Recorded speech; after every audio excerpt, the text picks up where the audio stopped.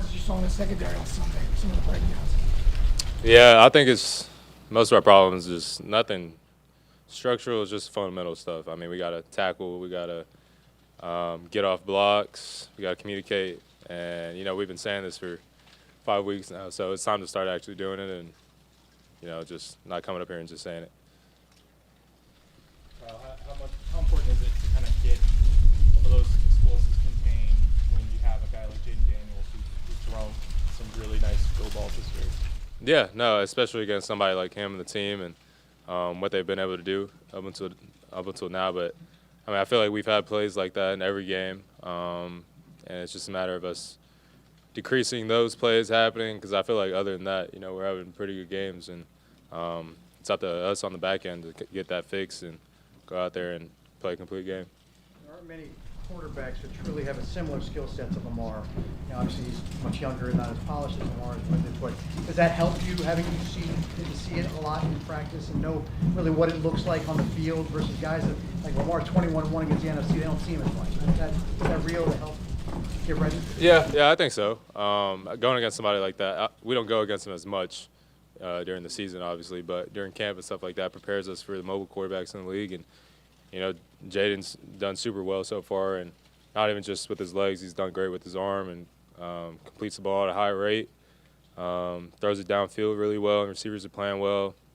Backs are running hard, and it's another challenge for us to come in as a defense and get our job done. The way you guys closed up this past week and made some very critical stops down the stretch, does that sort of show you guys, like, hey, we've got it in us to make these kinds of plays? It's just got to make it more consistent. What's the dynamic there? Yeah, definitely, just consistency. We gave up 38 points, and the offense did everything in their power to get us to win that game. Obviously, Marlon had a big pick at the end, but other than that, I don't really know how much the defense did for us to win that game. So it's up to us to go back to the drawing board, see what we did wrong, and it's only week 6 right now, so we still got a long way to go, be able to fix this thing, and hopefully at the end of the year it all comes together. But, yeah, I think there are some bright spots, but it's just got to be doing that more often.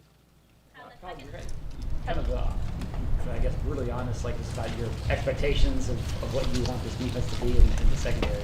Is that stuff kind of a talking point this week? Yeah, I feel like it always is. There's always a standard that we believe we need to meet and then exceed, and we always talk about how the season's a bunch of highs and lows, but you're steadily progressing, and I feel like we've, at least as a secondary, just being as blunt as possible, we kind of plateaued in our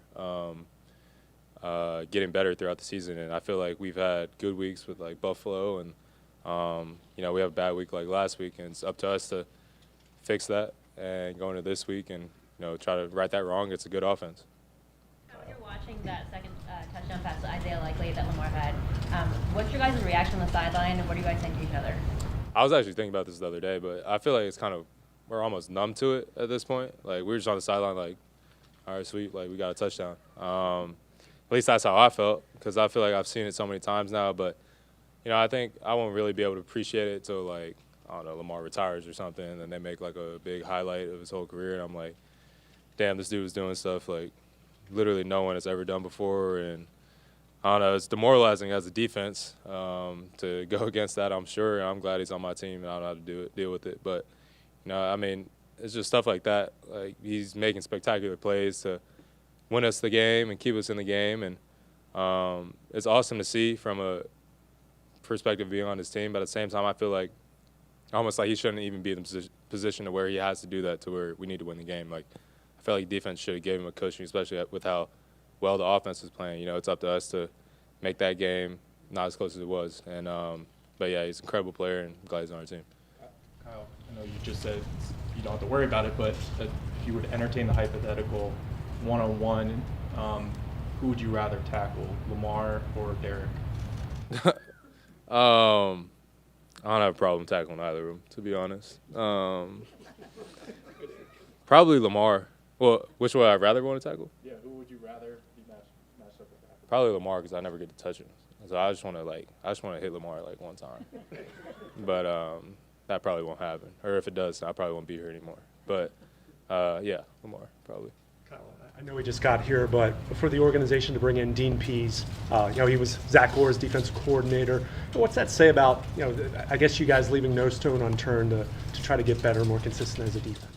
Yeah, I know we're kind of confronting everything right now, and I think that's a great part of our organization and our defense. Just there's no egos, and Zio could have easily just been like, no, I'm going to fix it, or we're going to fix it in-house. But I think to be humble enough and be willing to bring somebody in who knows what they're doing.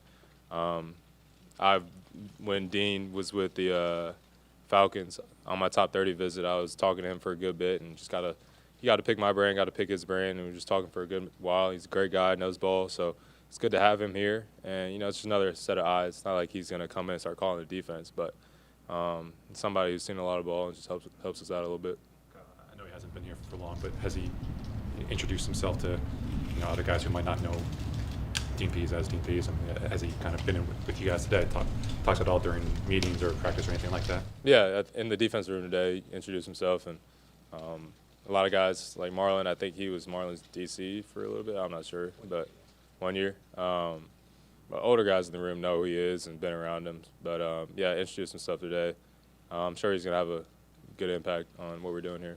Hey, Kyle, Commanders are not a team you see that often outside of the preseason, but obviously the local teams, so there's kind of a regional rivalry there. What's your take on that aspect of this game?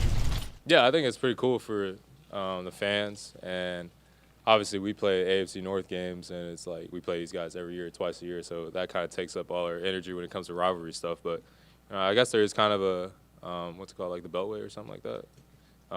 Yeah, the Beltway rivalry. I don't know if there's a trophy or something like that.